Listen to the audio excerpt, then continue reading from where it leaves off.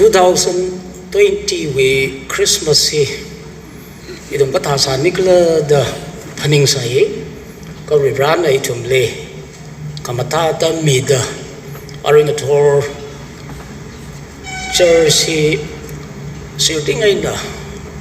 sit ka sang beng member beng rag jang the le ka Jesus Christo ming le salam sadle coronavirus hi World Health Organization na coronavirus disease of 2019 kasi na COVID-19 kasi na itong March kasi ang ina tweeda itong kokrom mangrom ratui kabli branda itong le kamong somida state we sorgar nala natum na Christmas we bang jaka kita milo gujibahi maya kamyong rally learning sisi kala idum li maya miawe da songfu koreli bazali kazatata masala ido marks so sangser phumse laja da khapam se kala kasabe nang da sanitize idum church kamong le lai mi dele jiwa idum maintain sangrokra ogutui hi tat ngachei hairi kala COVID-19 hi suitam man gaibang learning si sei ka kathara coronavirus hi ogutui liung jang lui gai na kathalui ni glag ji akhla lei lui dele wang lu rali la thukla ke na idum seha sa se singum hi Christmas hi kata tam leon sigla ke ji hi ngatai de de sa de lei kisi Imphal City Baptist Church pingwa church ka na ga chung ga church ka la ka worship kui la ka ki ga sala pai lom silau phag sak phag za hi ma chung mara church kai ko ba lat lui da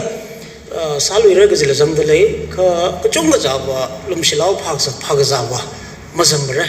ka ri ra le kho khrum hi mara ka tha sai jila la idum rali khokrom kala sim khroshim sim li gazip khangrom hi ring apha khane kala singum hi CTBCI we member ga chung za Imphal le lomsilau phag sak phag za malai thu ga ramong hau ge ji trak zam dele hangra dele o ungser haul pai malai sani ga da phaning ji ne ka je trak razam li ji ba ring phana ye teri tu mai Christmas hi kada icham jamaina rawi mingle khiyya flai khangala ka philan khangal ge thmeon sei sa kai hi ranai tu kamong somida ajui tu mi church elder kya sika paya oza ngating winning sen church we former taken elder na mayami da ita da itumle philan khanga me re china phanimung khang sakka pro Jesus Christo i mangai nei tu mi mai ga simirin maning lui makho idum khaye mirin ni okti gai kho gujibajile idum phaningung khang sak nei philan wa jingli idum rale khorum se ojale la lalui daring phaji bongsok ngai ni ojagala sim khulilla ibrawi sok mi ta sumirno singum hi we Christmas we tuikui sa da theme sa da idum Matthew we kabi ga sang akha tuijam ko da ka thum jani khui sok nei kai tum lat lui da Matthew chapter 1 verses 21 22 23 ji in a lat lui da ga simang ka pa sok ke Matthew chapter 1 verses 21 23 in dang da hili kapi ga hai hi ana now mera akha pharara nana awi ming jishu pokra kala ana miyuli atumui more we aina hui khuira brahona maran we kamorina madui ga aichi ungshung khwai sai ko ri hira ga sokna yanglo mafu ga thui shinau akhana now wide mer now akha pharara kala awi aming Emmanuel pokra hiwi ka ghalata warena itumli ngasomi gajina suka saya sase waribra samai bra ji suwe mirin hena itum le khanga che khawon khuira khami chui wang ning silake semik so hi samai pro jisui ka phra ang shut ungoda sit ka sanga bing ogothi ka tonga nali khorum dele itum nawi tuila itum sagi sang rokre narawi le shin milo nawi tuila paso ka hene singkum mi ka ta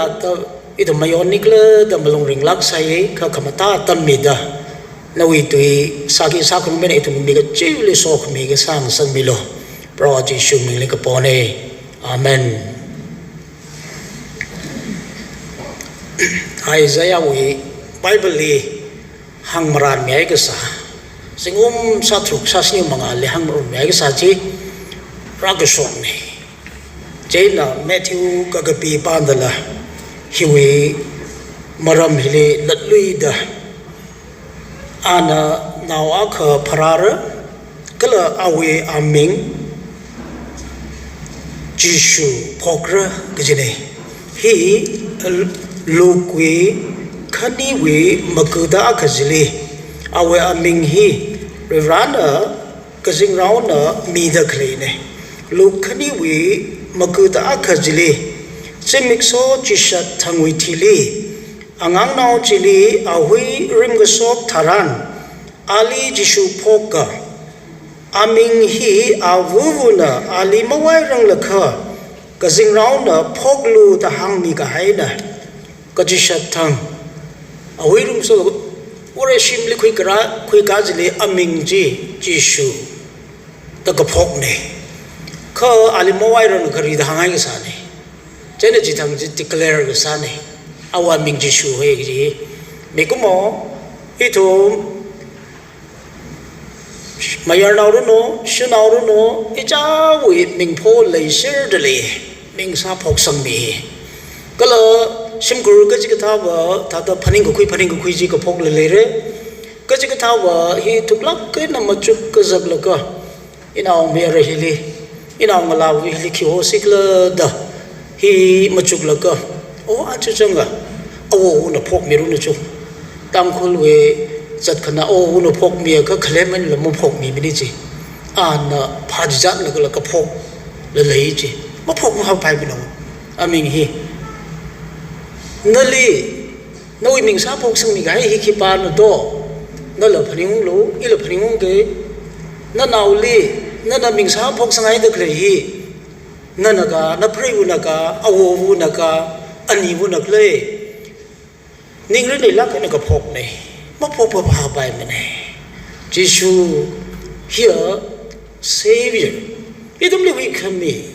kaji pa hi ana mori ko phung bing ko tong le hui khui re chen aming ji phok lo da gang ne kala wi aming hi ba ka chung khami e Emmanuel God with us rana itum ling so mitle kaji le hang lo kaji ne ji chen awi tai da li tra ka ida da mi ba pam me hi maran wi tui ung sung ne ahas aung liva rana ng so mi re na ri rawi tui nga na lo da kikana hang de maran na makhui da magu khui le maran wi tui magu khui aunga ka than ming le kala mi kumo la le ore si la le kha Isaiah wa tam le Isaiah chapter 7 ba ka jili ahas aunga da reject sa ga jang da kle ne chena khika yi tui cha aming ming sa pho ka hi khuwang gla ga ji hi thum juk la ka jisuli da the phok sang mi ka hi maram hi da le ga ji hi Isaiah chapter 9 le hangai ga sa ji Matthew le raso ga da ji ba ji phaning hung ne kala chi na mi ko mo le ka chung kha khang che khui rai a chu I thum na Christmas mayon da kle hi itum li latli da phrimung sakte le wo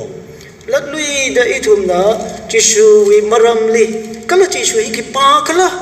ka ji hi mo chung sakte le wo Jisu hi ki pa kala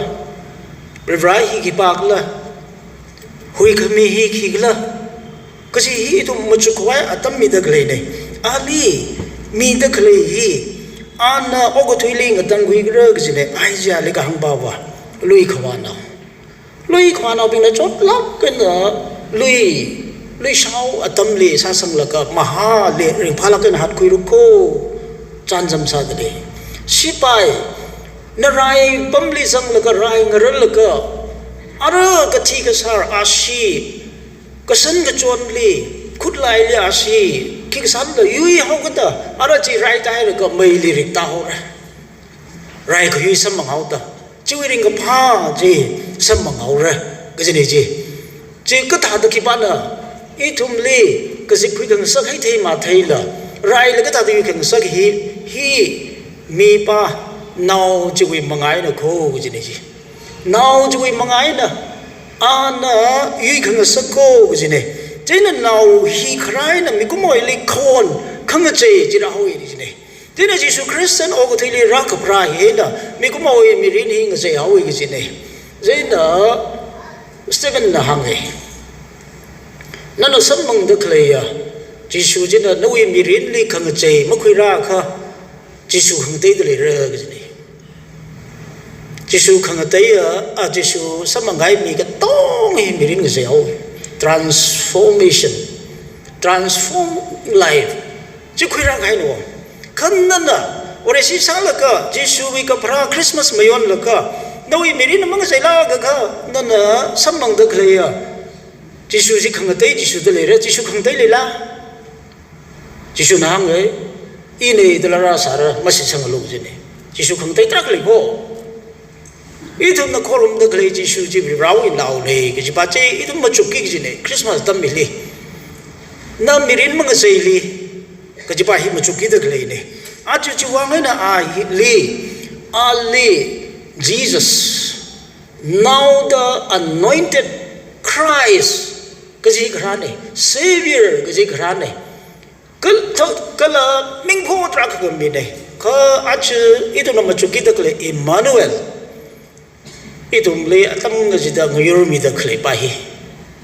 Giêsu na itu yaw ra ka tan la iwi thili na tum le ma chin mi ring na tum le atam nga jida ngayur kham me iwi mang la ga thar jo hora ro ko ji ne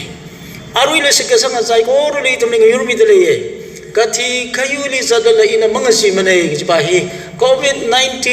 pandemic le la mang si mane ji ba hi Giêsu na ngayur mi hau da Giêsu a si na koi nam mi hau da ji ba hi no Then awi Emmanuel the mi kai Giêsu na itum le singum hi ngir mi de le kho itum le ngak mi de le kho ke ne hi chen na ali title mi de klei South Asia wi ung nau chung kli ming pho hi ngai da mi e Southeast Asia wi ung nau bing hi ka thana bing hi chanam sa da Taj Mahal Shamgada Kalaya Mibahi Shahjahan Shamgada Jam Ka Awi Aming Gazangat Bawa Ali Kikohote Kuram Ho Zinda Kuram Zinda Ali Shahjahan da Awi Daidali Kamidala Kigla Jaka our king of the world Ogutuya Wunga da Ogutuya Wunga da Ali Ming Hoji Kamidala Kuram hile Shah Jahan Adam zila Mughal Empire India hile rasumda Aduna mungda khainda Muslim bing hina Jana chu Shah Jahan saka khai Taj Mahal hi Kapai maning ogo thiwi tourist la da khlei hi Thang jimik so khali laks yau thira da khlei hi chu income mung da khlei kapai maning ne singum hile pandemic hina Chỉ sung gai chỉ mà tất cả cái này, cứ ông akhana, ông thì ông giàu thế, ai hi, ông ta tay đần gì chứ ta mía, ai xem là hàng được lấy bao vợ, hi cái tha ông ở đây, hi cái tha li hak mày ông ở đây, vợ, aju Jesus Christ, itu mending so bị được lên, now đó vợ, ông King of Kings. Lord of Lords, prohoi ta anad ralui ra cái gì gì, chứ này hipa khipa cái gì hi, awi ka phra li vợ, ring phala cái này sao mang về đây, awi mirin ni kita taring mara alat krali kita rana I kejiba I Christmas dami macuki kita gelene Christmas li tumni macukang saki kaprali matang mane ka awi mirin kala anak ralu igi keji na kita ta samangra ahi simasai la kena sesin ni rak parane ka lat kraba liba ogoti kita ngale ana bijar sara awi umbam khol bijar sara ke jumlan ne chena now hui maramli now you maramli hang the clay Isaiah 9:6 la hang the clay ana sorkar phungaura kala awi aming hi matak ka ya majin me hora wonderful counselor hora gini awi ming hi Emmanuel na matang manai Jisu na matang manai ka matak ka ya majin me hora gini awunga David hi Ogu thili ana mungdak leilaka golden age kajine Israel nawi merini ogu thiki tong mungde ana yuite ana conquer sa de Israel nawi ngena chena Israel nawi ngai pangsak lai mai thui kaji hi aunga David kala naw mera Solomon atam ni ogu thili super power ga sing aru America ga sing thada ojli ana ungnawa ga sada aunga ga sada mung sana na au kunuk le ali machin mi le dilo advisor le dilo awi advisor hi Ahithophel 2 Samuel 16:23 zaman Ahithophel lo hina thambaila kana tham au ngai ling chon da khamung le Nathan maran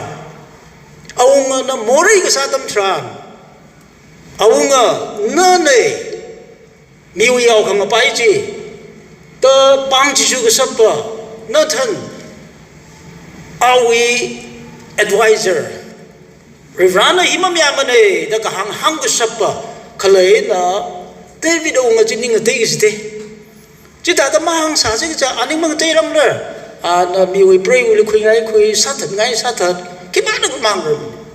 ko Rivrawi maran mang na hang ke sap ne chen ana ning te khui la ka ana latluida Rivra the joy of salvation hui kami waring apati ili latluida kami milo da ana ning khang deji awi advisor kamatak le wangena Rivrawi maran counselor machinmi kale wangena ne ajo ko thuili kula si mai thui ge ji ungnao prime minister president chief minister khu ya unga executive secretary general secretary ali hang machin mi khoi maklei kula sila kai dula aju kachui li kapam ne ka ali khipa na kla no hi ngui re da mang khambi ka thana khali dule iwi thai kui na khipa na khali li mang bai mene ji ka thana kha sang haute oji ngachi la kisdula aju sim khulli ababu lama lai thu abu lama lai thu awu wi tui lama khui kaji nawngra tra ka klei kula sitla ha isi the mai ra sabai re kaji hi naram limle iram li mulai machin mi mentor hoye kan thai khang reu ping la coach hoye tam ngi thi la ring la no phai tek la mai yim sa ram coach awi athlete ping player ping le ka mentor kaji ba wa awi mirin mungui bai mane masiman bai mane da spiritual mentor nawi mirin hi miya khana ngali masung khame oji leilak lo nawi mentor ki pakla ido pastor pingli maruk le oja ka thasikla daram san mandal ai chida ka pharu ko da hang mi mandale nawi mangla rin nana pu khanga ba tam thran namya khring han khuilo na mamarar ka sensa khuilo se ha sangrum lo wonderful counselor matagai machin me hi pro jisu mangla jina ara mi kaji katha rau kaji katha le mangla jina simlaga leidak leine ji pro jisu khamat we khamatai ji itu me merini ji samang se adang haula ahas ongai hi rawi maran ra ka hang makhui tu jine jiwangai na we merini chakshi mai thui ge a brave Jezebel zanda Rivrawi marani tu mag khui ungu jo tam li chakshi mi thei ge Israel wa tam li shoke Kakanili is a mighty God. Our bangship lay like a higher. Warrior, Jody is mighty Jaka substitutely warrior. Right a ping a leg hungry. I riping lucky. Anna Raigapanga, 2 Chronicles 20:25. For the battle is not yours, but God. Rai in the two women in Mane, cover Rowin is there. Joseph had only. Assyria will be gonna rock in America to look in the general Rada Sayasai. Rai in the two women in Mane, you in it.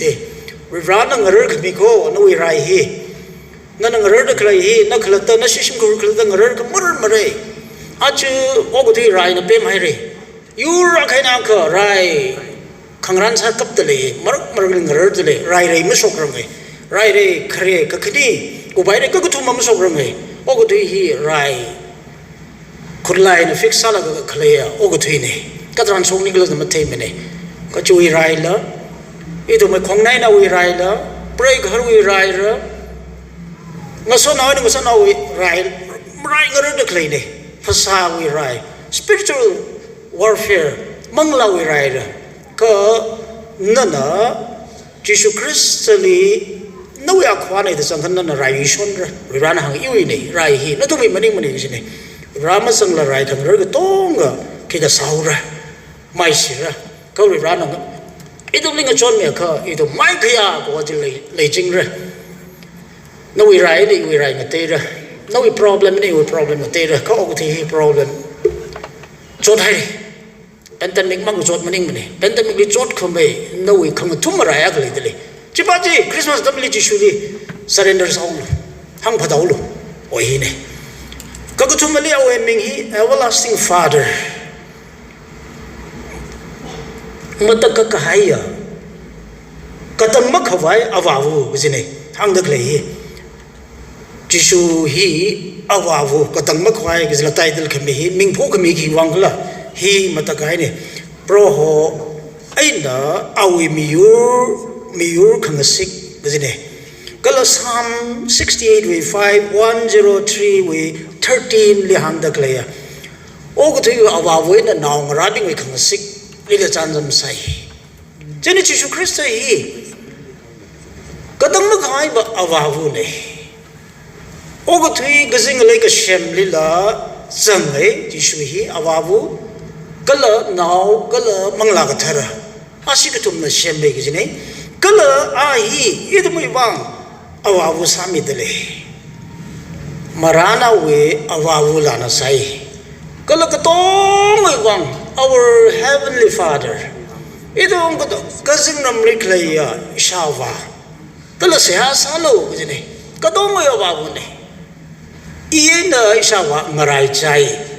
the Hangli Dewa. Jenny he got a Makaya Awabu with title I come Kaladili. Jenny Idum got Tongana Idum got on with a singer of nuclear Shawa. The Seasa say. Ogotili Awabu Makalaya Bing Ogotili Awabu Malay Salala. Katong with Awabu singer of nuclear Shava Laye. Ili praku isawa malay dala,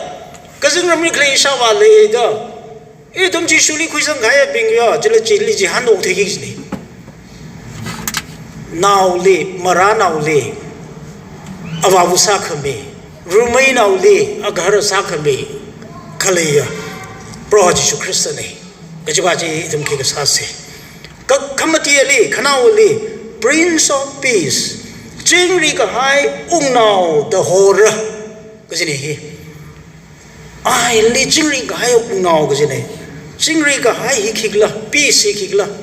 hi kagla tragli jingri ka hay hi jam sa da akakani substitute nga freedom from anxiety ki umiri ni kisani ngla jang akam kanaw tang ga bai ta ning calculation ga ji makhlaya Chili peace hoy je, chili jingri kai hoy je, reconcile to God. Na hi mamshung lakin more in okti hai cover rally, rai on hai the ningung hang day. Read the ning mang day rung la kaba mapambai sine. Cover rally ning ung zangai na sui khangruya naw jina aklat tu ning khungai na wa sim phani mong is de hi chini chi aklat tu ning rida wa aklat tu ning ma chang nang kha wa na sa khai sa la cham khor mong sui ng sai la ga jat gi la kha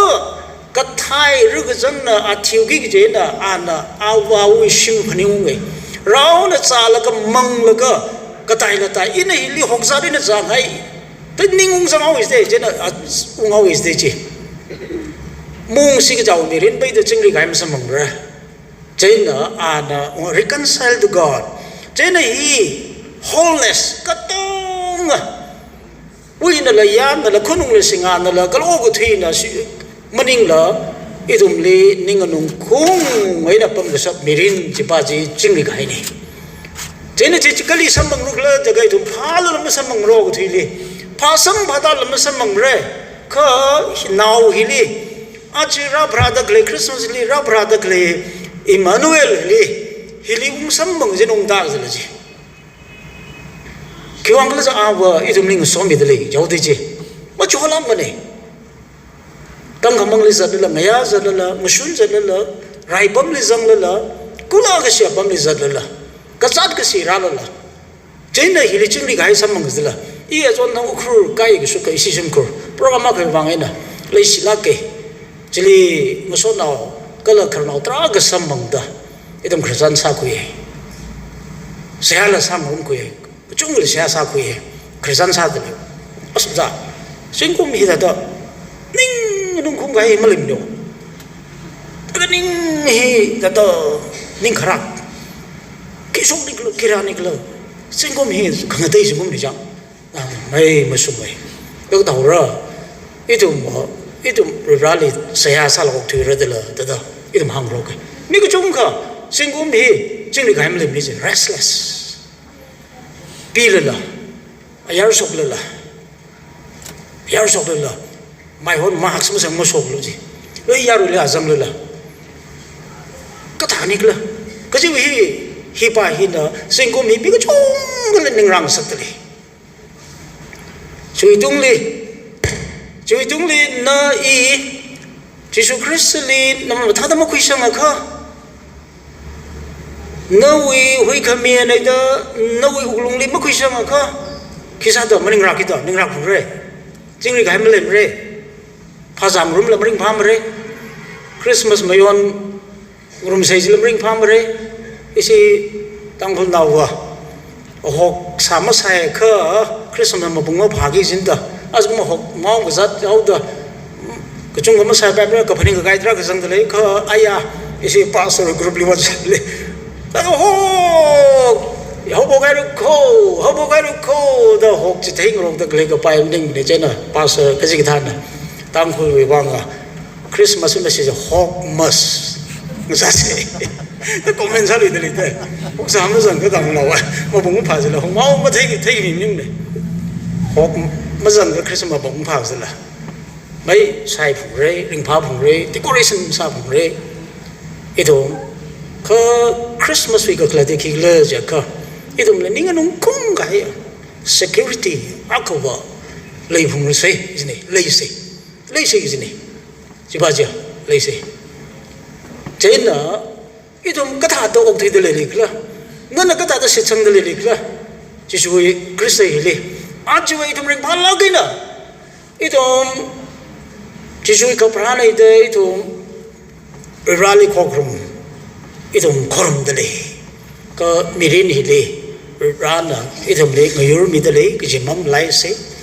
इधम में मिरिन ली आना अतम को जिदा counselor जिसु खमे hang matin खमे ngasas रुनो खयुई या मिरिन इधम लिंग John खमे Paul hang है ili panggang saka Kristo mangai na ina wat ka tong sa sapi rai ka hi ji ane mamai si mirin hi kala chingri ka hai ji idom okthai se kala hi wi ring ka pa nali ili le da kle hi mi khang de hang se at this mawre sia kale Christmas nei da salam sa wi se ili zingum go ji da osonau ping mawre si ping ra jing ayala chugum ma bazang rum re ka da yau thira lo ji Christmas we wang ina da ra khangai chi anal ki kum tha mi in the we kusam mi and this mo re sia kling so no kling la hang ku se o go thin la salam tra ga hangra de Manipur governor his excellency Christmas itum le salam kam tha mi de le CM na minister dong mi de le Christmas give MLA tra kan khura mi de le his church le non Christian MLA tra kan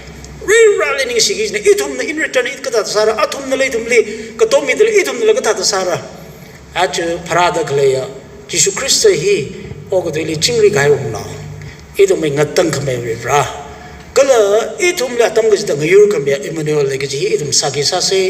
singum hiwe Christmas ringa pa so being sada sadwa gi de gleya new year le itum ringa paina itum okti wa se itum tong le raw so kamya ngayur kamya Emmanuel ji le me chingru no